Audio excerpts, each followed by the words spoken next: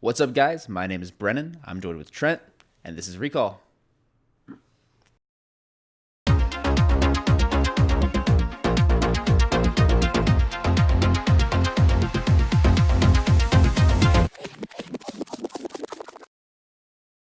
All right, guys, what is up? We got a lot of news in the world of League of Legends. Have a few matches, some crazy metas, all kinds of fun stuff to talk about. So, Trent, take us away.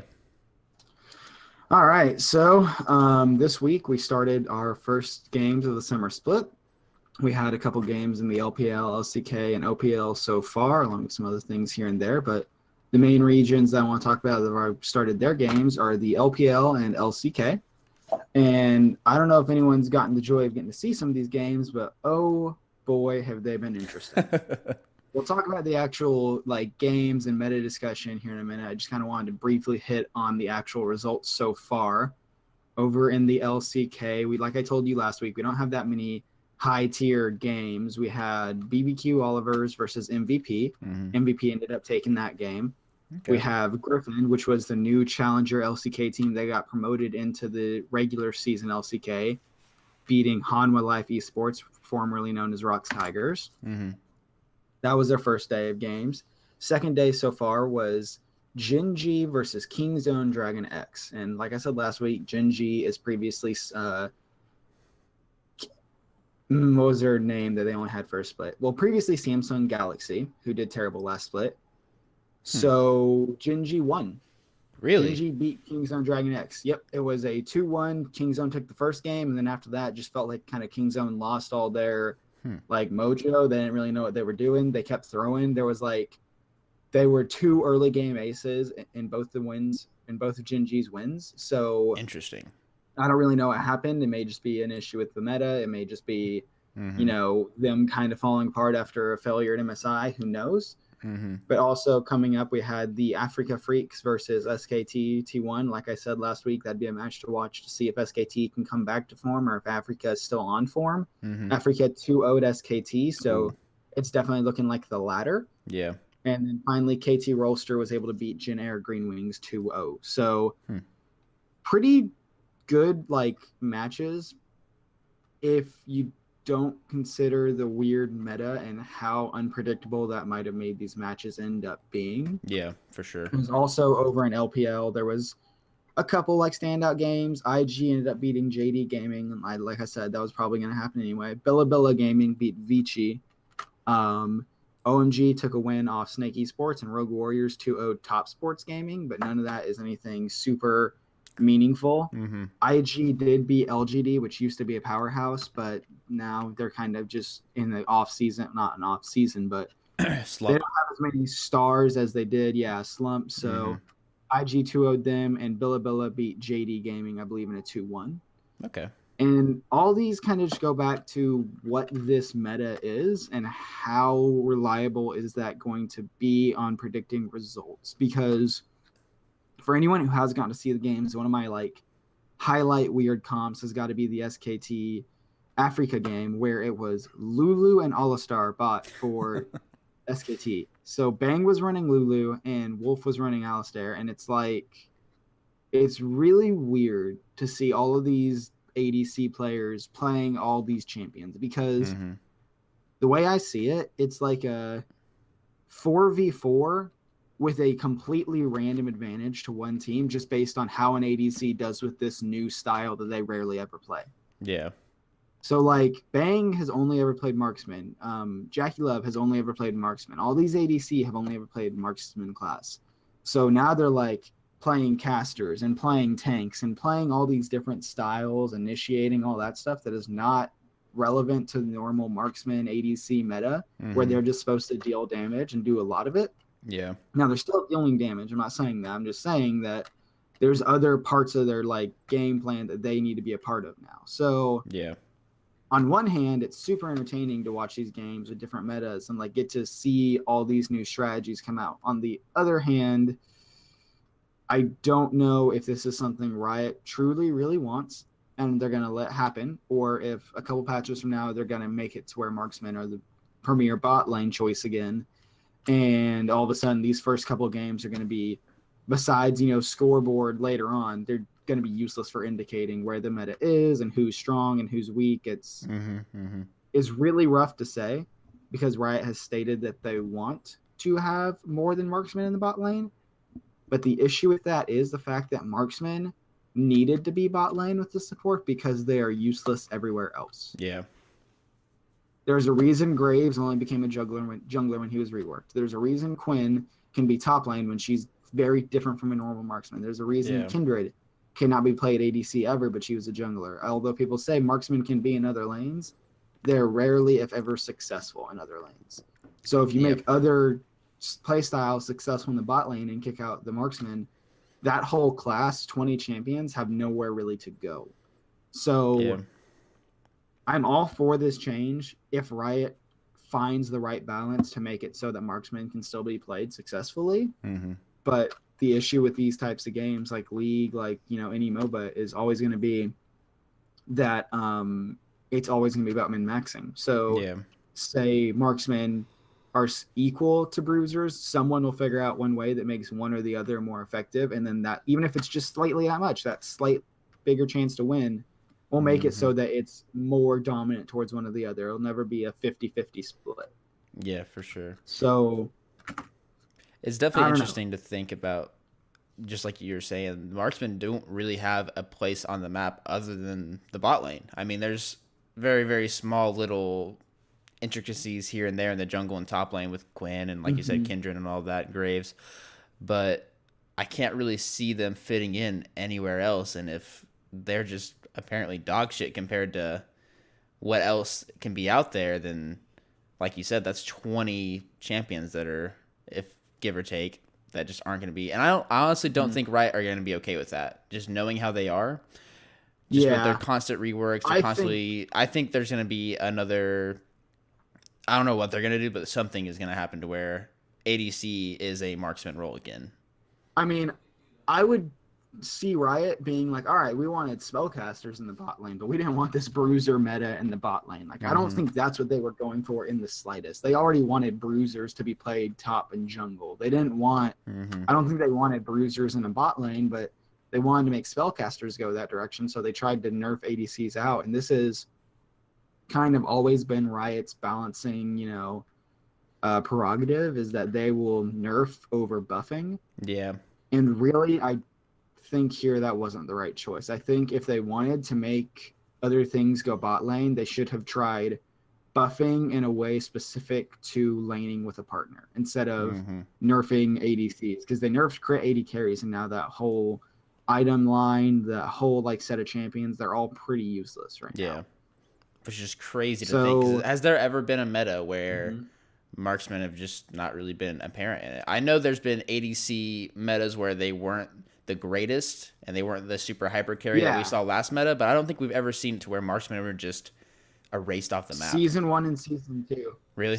Season 1, Season 2 are really the only times, and that's just because I think everyone was figuring out the game. And so like cheesy bot lanes like Darius Blitzcrank, just you know, and this was back like people were talking about earlier this season, before like the game really became as much team focused, and it was like if one person on your team snowballs, then they can win that game solo for you. So if you have a Blitzcrank, setting up a Darius and giving him 6 kills early game, that was the winning strategy. It's not so much that way nowadays. So it's just, don't get me wrong, I'm all for seeing a bruiser and a surprise pick go bot lane and be able to be successful. I'm not saying that's not the case. For sure. I don't think this is what I wanted to see. I did not want to see ADCs forced out of bot lane and have nowhere else to go. They're basically homeless right now. So it could be, you know, it could shape up to be good for the game. It could, you know, just take a little bit of getting used to, and maybe in a couple weeks we'll see, you know, ADCs and bruisers being picked equally. I just don't think that's the case at the moment. So we'll just see what happens there. With that being said, there is, you know, some decent things to come out of it all, is the fact that we are getting to see a little bit of a different meta. Things are being switched up. It's, I don't know, it's all the mid-season patch too, so maybe after, you know, we get all the big changes out, then once we get to that point, then we'll get to, you know, the actual fine-tuning and balancing of it all. Yeah, for sure.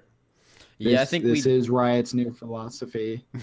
Oh, sorry, go on. You're good. I was about to say, I think we're in this stage of okay, everything's gonna be crazy for the first couple of weeks. Like we got to take it with a grain of salt, and then it'll eventually just kind of Hmm. even out, and we'll be back to what we're used to. Nothing too crazy, but Yeah, it is this is how interesting. Riot's doing their new midseason patch. Instead of one huge patch, they're doing three medium-sized patches, and that was, as you know, the jungle risk scuttle changes, the ADC Hmm. changes, and now they're going to do a bruiser, a couple more items for bruisers. So like medium, medium, small instead of one gigantic. Yeah. So we'll see. We'll see. Hopefully, you know, two or three patches down the line, we'll have a lot more balance and things will be a little more evened out, and we'll be able to tell better what the game's going to do and where things are going. Yeah. With It's that being said, though, I do have your games to watch for next or for this week coming up. The rest of it. awesome. Did you have something to say real quick? I forgot it, so go ahead. Okay. All right. Well, coming up, I talked about this last week, so we're going to start with NA. I think we're going to do it backwards compared to the way we did it last week. But first off, we have the opening game of NALCS is going to be 100 Thieves TL, and then followed up immediately by TSM CLG. And whether or Yep. not we have to argue that, you know, the standings can be predicted by these games, we can definitely say that they'll be hyped nonetheless with Yeah. the almost newfound rivalry, I guess, of, you know, the previous two finalists in Spring Split, Hmm. and then the old time rivalry of TSM versus CLG. So hopefully we get to see some competitiveness come out of that. Hmm. Um, for EU, we're going to see the repeat of the third place match from Spring Split and Vitality versus Splice, and then we're going to get to see a possibly good one of Misfits versus Fnatic. I'm actually kind of low key hyped for Uh, that one. I don't know why, but it just sounds like a good match to well, me. in the Spring Split, both Misfits versus Fnatic games were very long but like Hmm. fun games. Like it was very back and forth. Yeah. So if that stays the same case, we actually have a really good chance of it being pretty good. Hmm. On the Saturday, they have Schalke 04 versus Fnatic, and the more and more I think about it, the more excited I'm getting because Schalke is still showing a lot of support for their esports teams. Hmm. So I'm hoping that maybe in the summer or in the time between spring and summer, they had time to, you know, perfect their meta, figure out what they want to do, or maybe they'll just take advantage of the haywire meta that's going on right now and take Yeah. a quick win off Fnatic. Who knows? For sure. For sure. I Over in hope LCK, we've so. already finished a couple games for the week. But to finish off the week, we are going to get to see Jinji versus SKT. And after Jinji's surprise win against Kingzone, all of a sudden that makes the SKT T1 game a little bit more exciting. Yeah, for sure. Also, we're going to get Africa versus KT Rolster, which could, once again, like I said, determine if KT Rolster is going to be as good as they were or if Africa is going to be as good as they were, or, you know, really where we're looking on that. Hmm. Definitely. last set of games coming out of the LPL are going to be really things to watch. Might be Rogue Warriors versus OMG Gaming. That could be an interesting set of games. Also is going to be RNG versus JD Gaming, which although not necessarily a good matchup, we are going to get to see if RNG is continuing to play Abel and their new top laner, or if they're going to go back to playing Uzi and I feel so bad for this poor guy because I'm never gonna remember RNG's top laner's name. I don't remember it either. I was gonna ask you because I forgot I it will again. never remember his name, and I feel so terrible. The dude won MSI, and I just cannot. But the real question is Uzi. Let's see if Uzi is back or if they're gonna keep playing Abel. So, Looper? couple good games to look out for. No, it's not Not Looper. You Looper. keep I'm saying sorry. I Looper. know I do that every time. I'm so sorry. I think it's Let Me. That's his name. Let me. It is an L, so you're right there. It's Let Me. Yeah, you're right. But so a couple good games to watch. I'm not saying by any means will the games themselves be bad. I was just from the meta discussion earlier. Hmm. It's a throw up as to whether or not it'll really matter in the grand scheme of things later on down the line. Besides, you know, a couple games to get into finals if that's the case. Yeah, for sure. That's one thing that I don't know if I agree with, like Riot's philosophy on how they're doing these patches, rather doing the big patch and fine tuning it over the season goes, having these small patches and having Mm-hmm. little fine tunes. I don't know how it's gonna work. I'm not a game developer, but from my outside really crappy view, it seems like that would be harder to optimize as you're putting in these medium patches and trying to optimize that, but you're also putting out this next medium patch, so then you have to optimize that, and then Yeah, like, and they affect each other. yeah. You're right. It does seem much easier to just do one huge patch and then spend the next 2 or 3 fixing that patch. Mm-hmm. But I guess Riot just would rather have 4 to 5 weeks of this game's slightly off balance compared to 1 to 2 weeks of this game is completely and totally broken and no one knows what's going on. Yeah. And really, that's just a matter of opinion. I honestly always liked the preseason and the midseason, and just how, I mean, I never played my ranked games then because it was just useless.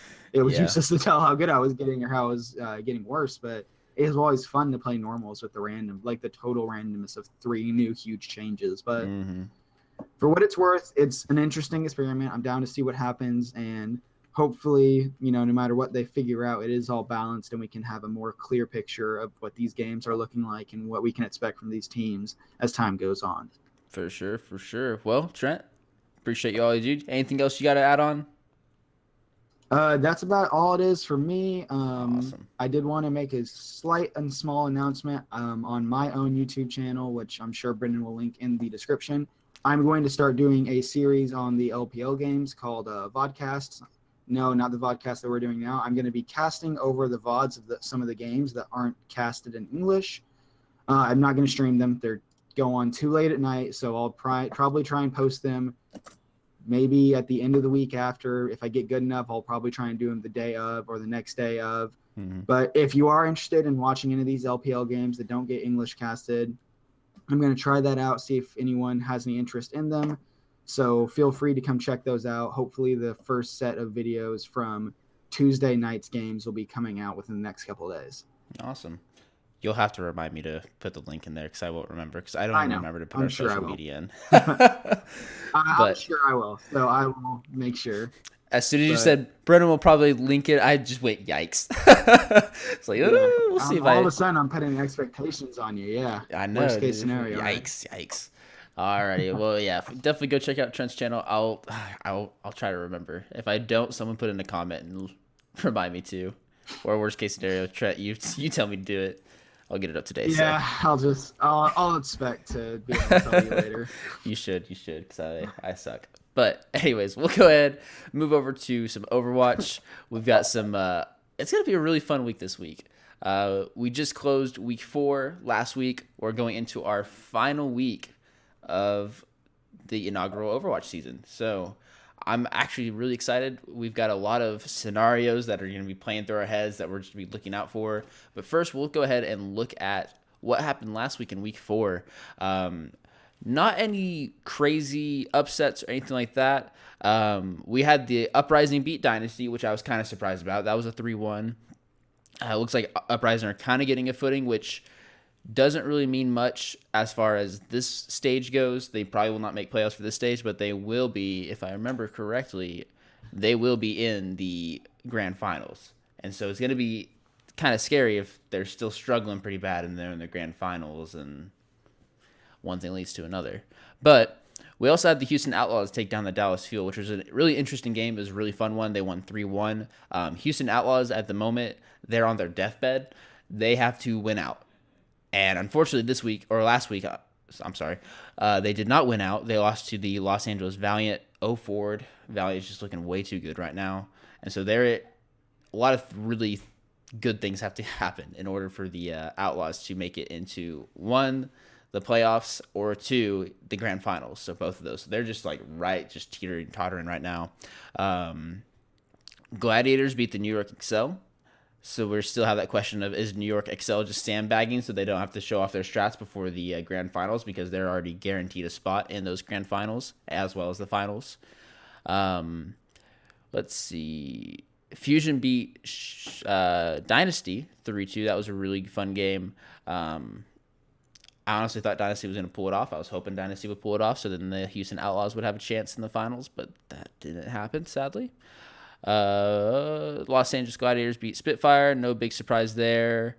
And that was about it for week 4. So it was a fun week to watch. Shanghai, we're still looking for that win. They went to a map 5 against. Yeah, it's sad, but they went to map 5 against Florida Mayhem, which isn't saying much, but hey, they did it. So congratulations. You're getting Hmm. closer, I guess. Um, Yeah, slow steps, baby it steps there. it's sad. They literally might go 0-40. Like that's just such a sad That's. thing. Like they're 0-38 right now, I mean, boys. Ah, all of a sudden, I mean, you love these idea of franchise leagues, I do too, but the moment a team goes 0-40 their entire first split, it's all of a sudden like, should they have a chance of being kicked out of the league? Like, exactly. at the And very least, should their ownership be questioned? Because mhm. that's miserable. It really is, So, I and I mean, don't know if it's going to be up to because there isn't a lot of Chinese players that want to play in Overwatch League. Like I said within our first few episodes, a lot of the really good Chinese players decided they didn't want to compete, they didn't want to come to America, and they just sat at home and streamed because they made enough money doing that. And so it's a very hmm odd situation for the Chinese scene because their best players aren't playing on the grand stage. That's just how it is. And so they have these mediocre, mid tier level players, maybe some bad players that are not all that great. You see these tiny little mistakes that a pro team like this should not be having, especially when you're in stage four. I mean, I don't know. I don't know what they have to do to fix that other than somehow convince these good players to come back and save them because hmm at the moment there's nothing they can do. And if they could maybe look for some imports, but again, I'm pretty sure they all speak in Mandarin and I mean, if you want a US import, that's not going to work. Most Korean imports aren't going to work. They had tried a Korean import at one point and it fell through at the last minute. I remember that being something at some point. I don't remember who the player was, but there's really not a lot of options for the Shanghai Dragons as far as getting new players. Maybe there's some new up and coming talent that I haven't heard of, but as of now, their entire lifespan is just looking like a pretty gravestone. rough. Yeah, so we are praying for the Chinese region and hoping for the best. But like you said, I don't know if the Chinese region is viable enough to be in the Overwatch League, which is a crazy thought because you definitely want that representation. But at the same time, if that representation can't compete with the rest of the world, then they don't deserve to be there. So Right. it's definitely one of those thin lines of that you have to walk on and hope that you don't fall. And right now, the Shanghai Dragons are fallen multiple times, and we'll see what Overwatch League's decision is moving forward, especially with a 0-40 team, because I don't think they'll be able to win at all this week. We'll go ahead and jump into week 5. The very first game happens today at 6 p.m. We got the Los Angeles Gladiators versus the Shanghai Dragons. They're going to lose that one. I'm Yep, sorry, but they're going that's to lose that that's one. Dunzo. They also played the San Francisco. Could you imagine if they won though? Oh, man, that would be insane. Could you imagine if that was the one that they did win? I'd be pissed, But you're honestly. right, they won't win. No, not at They all. won't. They also play the San Francisco Shock. Earlier within the stages, stage 1, stage 2, they had a little bit of success against the Shock, but since then, the Shock have been looking very good since the addition of Sinatra and a few other players. They've just really hunkered down, I guess, and they've gotten a lot better. I'll be interested to see how they play within season 2 whenever that is announced. They will not be making the playoffs for the stage 4 or the grand finals. Unfortunately, they just kind of gotten too far behind, but it's nice to see them coming out. Shanghai, I'm sorry, but Hmm you're going to lose that one too. Now we get into the real good games that I'm really excited for. One, we've got the Seoul Dynasty versus the Dallas Fuel. Dallas Fuel currently are in the 4th place for Stage 4, and they are also tied with the Philadelphia Fusion and Houston Outlaws, if I remember correctly. Yes, so they are all 5-3. Fuel have a +5 map differential, Fusion have +4, and Houston have +3. So it is just like right down to the wire. These next 2 games over this week are going to be crucial for these playoffs. So if Dallas Fuel can pull out a win there, they're looking really good. They also have to play the Los Angeles Valiant. So I'm assuming they're going to go 1-1 this week. And so they're going to need some kind of miracle to be able to stay in that number 4 spot just to get to the stage playoffs. We also have on Thursday the Houston Outlaws versus the Philadelphia Fusion. This match is huge. I'll even go huge. This is huge. Let me tell you. So Houston Outlaws and Philadelphia Fusion are currently tied for basically 4th for stage 4. Also, in the grand finals, so all of Overwatch League, right now Philadelphia Fusion are 23-15. They are in that sixth spot. That is the last spot. That is the cutoff for the finals. Houston Outlaws are 21-17. So the only way the Houston Outlaws can actually get into that top six is if Fusion lose both of their games this week. Well, Outlaws thankfully have a chance to do that themselves, at least get one of those losses. Outlaws will also have to get 2 wins. So it's going to be right down to the wire as far as the overall standings for each stage, but it doesn't look great. But I am glad that like Outlaws actually have a chance to almost determine their own fate To per se. have, yeah, to have the destiny in their own hands. For Like, sure. they don't have to be Rely on completely two other teams to yep. Mm-hmm. But Outlaws also have to play against, and this is gonna be a rough one, but the New York Excelsior on Friday. So a lot of things have to go right for the Outlaws this week just to even have a chance. They'll have to beat the Fusion, they'll have to beat the Excel, and Fusion play the London Spitfire as their last game on Saturday. Spitfire are gonna have to win that if Houston's gonna have any kind of chance whatsoever. Which, if there is any time for the Outlaws to have to face Excel and have to succeed, it's probably now when it's questioning if they're sandbagging for the past 2-3 weeks. You know what I mean? For sure. No, that is 100% accurate. I mean, Excel, I think they won. I don't know if they went 0-2 last week. Let me check. I think they did. Yeah, week 4, they lost to Gladiators, and they beat the San Francisco Shock. It was 2-1. It was a really close game, but Oh, you're right. so yeah, they went 1-1. So they didn't completely sandbag too hard, but they're definitely not giving it their all. Which to be fair, it's not because they're trying to help out certain teams or being not competitive. It's all saving it for these grand finals. They don't want to show too much. We're really getting part of this meta get down, and I'm honestly really excited for the grand finals. I think we're going to see some really good Overwatch being played.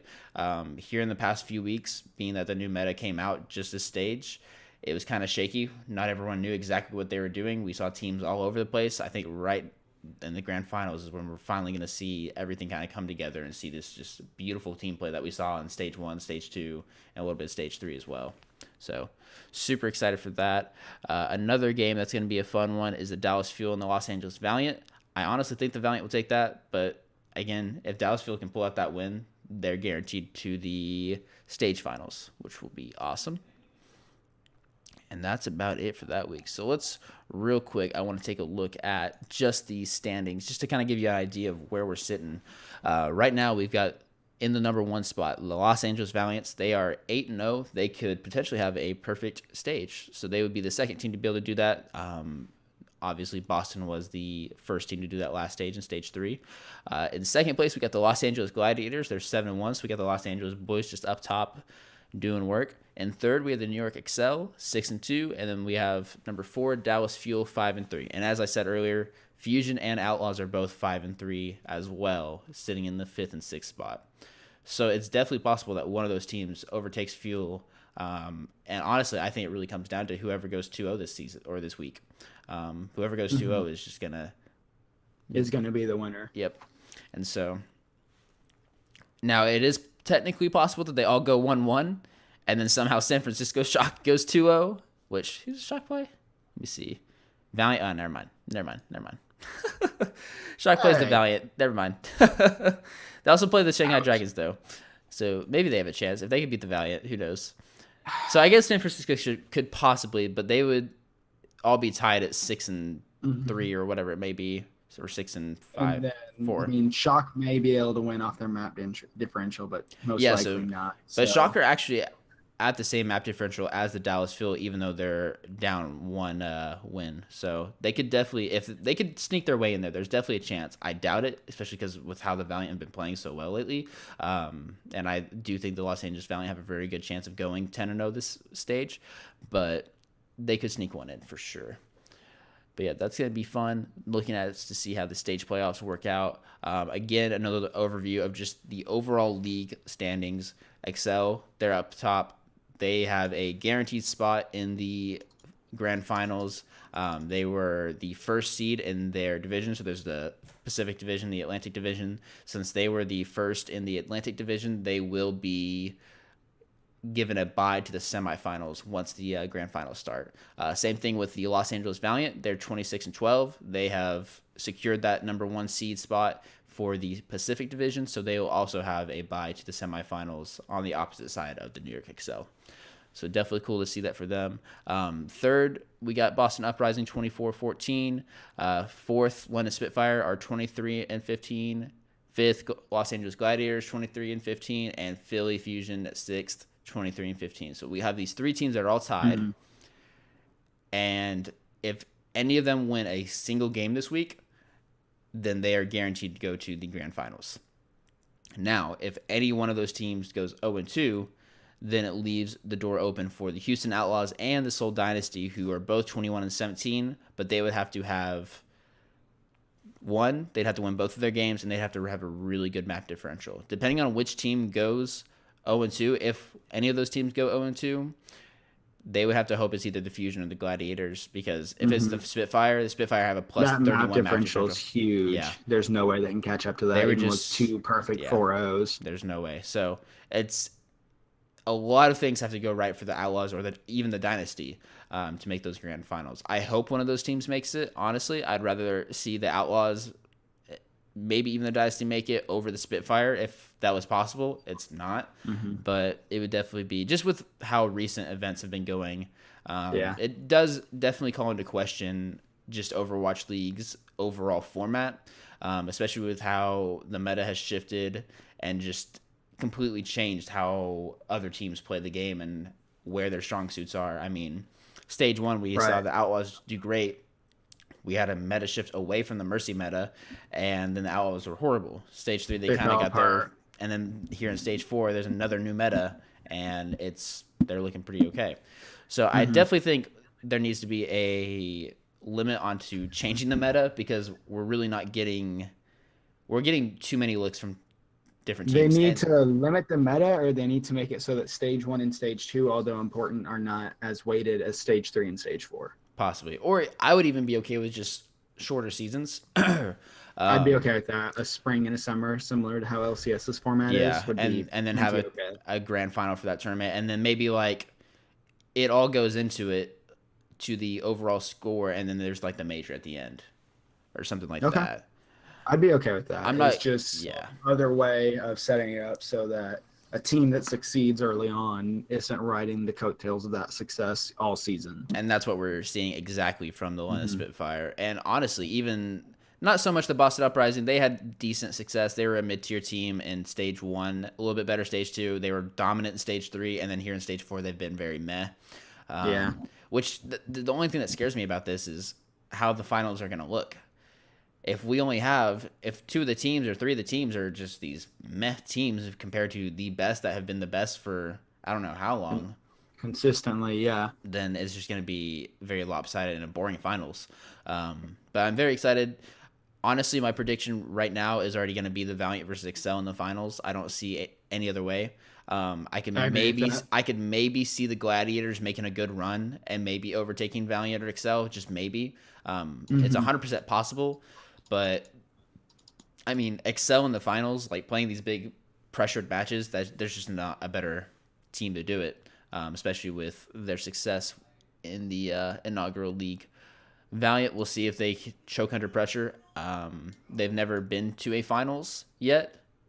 I think they made it to the semifinals or the quarterfinals, whatever you want to call it, in stage 3 or 2.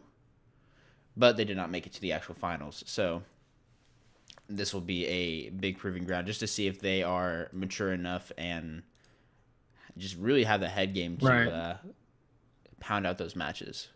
But yeah, that's going to really do it for me here with the Overwatch League. It's going to be a really exciting week. I'm really excited to see how it all turns out. Next week, we'll be able to really dive in and see how all the games went. We'll have an in-depth look about how each one affected which team, the standings. It may just be boring, and those top 4 through 6 teams maybe just got one win, and that's how hopefully we can see some shuffling, something to make it entertaining, but we will keep everyone updated on how those end up going. For sure. Well, that's going to do it for me. Again, I will try to remember about Trent's channel. I've gotten a little preview. It's pretty good, guys. You'll definitely have to check it out. You'll want to check it out. As far as social media, you can find me at Brennan H underscore. Trent, you can find him at Avius Gaming on Twitter. And I think that's going to do it. Any final words, Trent? That's all it for me. Everyone, just make sure to tune in to all your regions, summer split stuff. See your favorite teams have their first games and what all goes on. And I'm good to go here. Awesome. Well, guys, we always appreciate you tuning in. Like always, like, subscribe, give us a comment, tell us we're pretty, tell us we're ugly, tell us about your dog, anything. Tell us about Trent's corn dog that we talked about 2 weeks. Bring that back up. Let's not bring back the corn dog, but I'd love to hear about doggos. I'm Yeah, down for dogs are fun. every day. Post your dog pics. Anyways, guys, this has been Recall. We appreciate you and take care.